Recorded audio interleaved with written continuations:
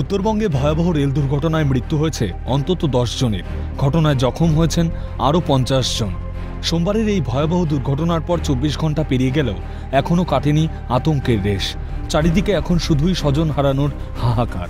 এই দুর্ঘটনায় আহতদের ভর্তি করা হয়েছে উত্তরবঙ্গ মেডিকেল কলেজ ও হাসপাতালে। তাদের অবস্থা স্থিতিশীল বলে সূত্রের খবর। জানা গিয়েছে, দুর্ঘটনাগ্রস্ত ট্রেনে ছিলেন রাজকুমার বটব্যাল নামে এক যাত্রী। রাজকুমার মেঘালয়ের তুরায় কর্মরত রয়েছেন। মায়ের শারীরিক অবস্থার কথা জানতে পেরে বর্ধমানের গ্রামের বাড়ির উদ্দেশ্যে রওনা হয়েছিলেন তিনি। তবে বাড়ি ফেরার আগে দুর্ঘটনার কবলে পড়েন রাজকুমার। তার শারীরিক অবস্থা স্থিতিশীল থাকায় মঙ্গলবার পরিবারের সদস্যদের সঙ্গে বাড়ির পথে রওনা হন তিনি।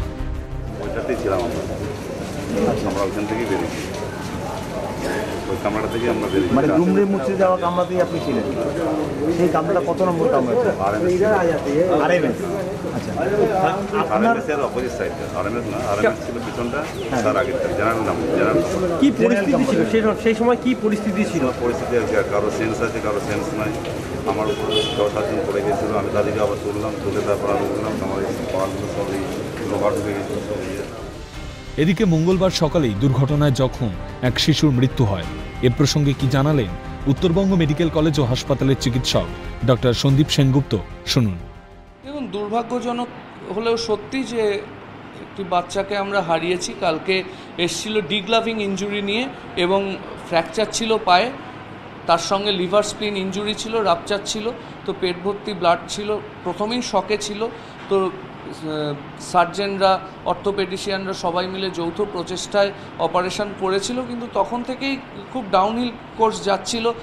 পিকুতে ভর্তি ছিল, ভেন্টিলেশনে, তো সব রকম চেষ্টা করেও বাঁচানো গেল না। আজকে সকালবেলা মৃতদের মধ্যে 9 জনকেই এখনো পর্যন্ত শনাক্ত করা গিয়েছে।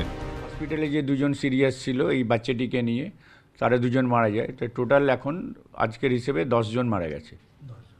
আচ্ছা, আর কোনো বডি আইডেন্টিফাই হওয়া বাকি আছে কোনো ঘটনা? যে কটা বডির মধ্যে একটা বডি আইডেন্টিফাই এখনও করা যায়নি, পুলিশ সেটা খোঁজখবর নিচ্ছে। বাকি সমস্ত 9টি বডি আইডেন্টিফাইড।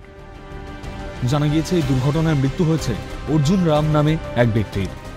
নিউজ দেখলাম যে কাঞ্চনজঙ্ঘা এক্সপ্রেস অ্যাক্সিডেন্ট করছে, তখন থেকে মানে খোঁজাখুঁজি শুরু করলাম। তারপরে এখানে রাঙাপানিতে এসে রিপোর্ট করে ওরা বললো মেডিকেলে যাও, তো এখানে আসলাম। এখানে পেলাম না, তারপর মর্গে গিয়ে দেখি একটা বডি, মানে 2টা বডি আছে, একটা ওই আমার ভাই। আর অন্যদিকে যে সমস্ত মৃতদেহগুলি ছিল তাদের মধ্যে 9টি মৃতদেহ আগেই আইডেন্টিফাই করা সম্ভব হয়েছে, তবে একটি মৃতদেহ এখনও পর্যন্ত আইডেন্টিফাই করা সম্ভব হয়নি এবং এই বিষয়টি পুলিশ এখন তদন্ত করে দেখছে, অর্থাৎ সেই মৃতদেহর পরিচয় জানার চেষ্টা চলছে। অন্যদিকে এই দুর্ঘটনার জন্য রেলের গাফিলতিকে দায়ী করছেন রাজ্যের উত্তরবঙ্গ উন্নয়ন মন্ত্রী উদয়ন গুহ। তার দাবি, এটা রেলেরই গাফিলতি। এটা তো রেলের গাফিলতি। এখন সেটা যান্ত্রিক হতে পারে, মানুষের দোষ হতে পারে, যাই হোক না কেন পুরো ব্যাপারটাই রেলে। না হলে একই ট্র্যাকে আজকের দিনে একই ট্র্যাকে 2টো ট্রেন ঢুকে যাওয়া, এটা তো মানা যায় না। শিলিগুড়ি থেকে ক্যামেরায় সৌমেন্দ্র মজুমদার সঙ্গে রিপোর্ট, ক্যালকাটা নিউজ।